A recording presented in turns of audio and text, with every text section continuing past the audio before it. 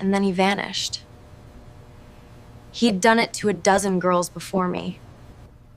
In the official records, it says 1960 I was baptized Eliza. Clear Creek was exactly what you'd imagine. Safe, traditional, and quiet. I had 2 older sisters. They were dreaming of white fences, husbands, and children. I remember watching them play with dolls while I sat at the piano, trying to find notes that felt like elsewhere. My parents were kind. They supported my music, but to them, it was a hobby for a respectable girl.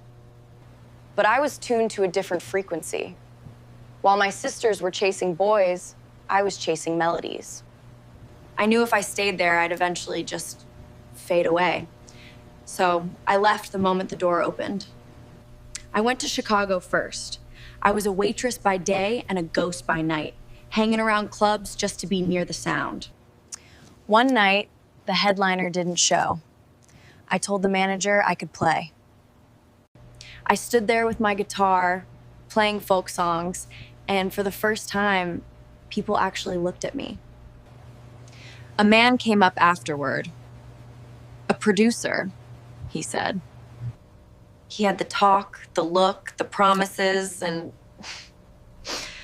I gave him everything. Every cent I'd saved serving coffee. I even pawned my guitar to pay for the final studio session. And then he vanished. He'd done it to a dozen girls before me. I stood there in the cold, with no money and no instrument. I could have gone home to Clear Creek as a failure. Instead, I bought a bus ticket to New York. I landed in New York in 1980. It wasn't the New York you see in postcards. It was a war zone. The Lower East Side was crumbling. The air smelled like steam and diesel.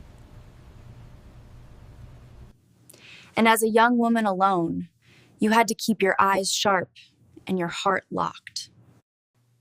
It was terrifying, but it was electric. I shared a tiny apartment with 3 other girls. I spent my days scrumming floors in clubs and my nights serving drinks in them. Since I'd lost my guitar in Chicago, I started singing a cappella. My voice became my only weapon, my only instrument. And the world was changing. The folk era was dying. Everything was becoming electronic, cold, and synthetic. I had to learn how to put a human soul into that new mechanical sound. February 1984, a Tuesday night, I was doing a set, half my own songs, half covers. I saw this huge man in the corner. He looked like he'd walked straight out of a Texas storm. After the set, he approached me. He had this deep, gravelly voice. I'd heard a lot of singers in this city, but Elixa, she had a haunting quality. It wasn't just pretty, it was lived in. I told her straight up that I hear something special in that voice. I gave her my card and asked her for lunch the next day. I looked at the card. It said, Big Boss at After Real Records. I thanked him, walked away, and threw the card in my bag. I didn't go to that lunch. I wasn't that stupid girl from Chicago anymore. I wasn't going to let another man steal my hope. She didn't show. Most people would have killed for that meeting, but she stayed away. I liked that. It showed she had scars. So I went back to the club that same night while she was working. I found her behind the bar. I told her I was sorry the lunch didn't work out, but I wanted to make the offer right there. I told her After Real Records doesn't want her money. We pay for the sessions. We pay the advances. We just want the music. He was the first person in this industry who didn't ask me for a check before he'd even heard a demo. He believed in me enough to invest in me. We've already done 3 music videos together. And for the first time since I left Clear Creek, I'm not running anymore. This is just the beginning for her.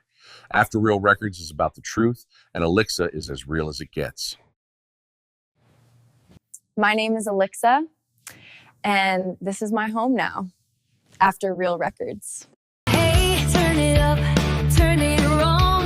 Radio shaking all night long. Lipstick smile, static kiss.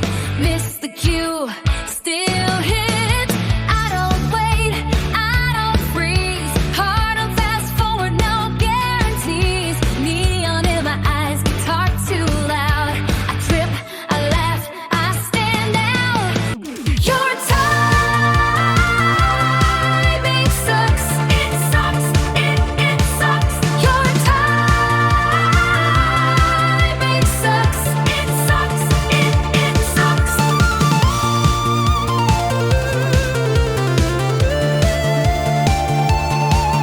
Every offbeat question keeps nudging my spine.